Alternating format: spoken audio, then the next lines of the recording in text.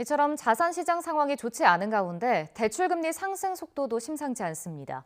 집값과 주가 상승을 노리고 큰 빚을 내 투자에 뛰어든 사람들은 이자 부담까지 안게 돼 고통이 배가 되는 모습입니다. 강희경 기자가 보도합니다.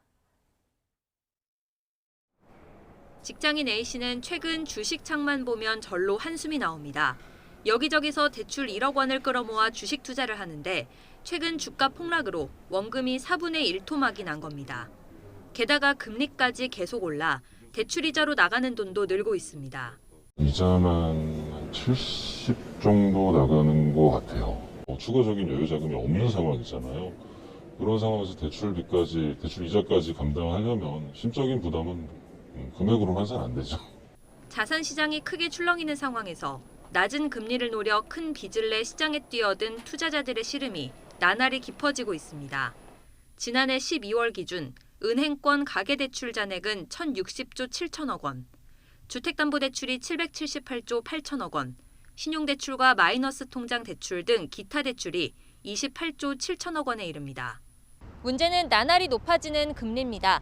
한국은행이 기준금리를 3차례 연속 올리면서 대출금리도 덩달아 가파르게 오르고 있습니다.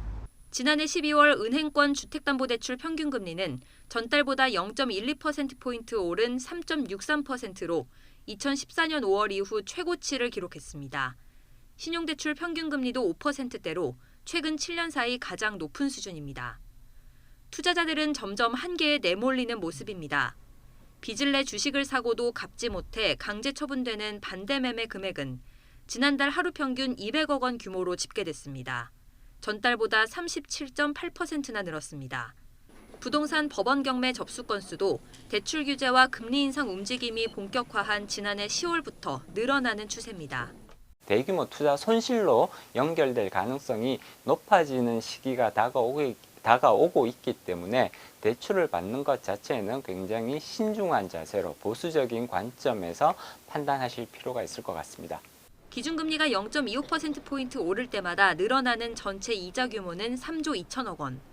올해 몇 차례 더 기준금리가 오를 가능성이 제기되는 만큼 장밋빛 미래를 꿈꾸던 영끌, B2 투자자들의 고통은 이어질 것으로 보입니다. YTN 강희경입니다.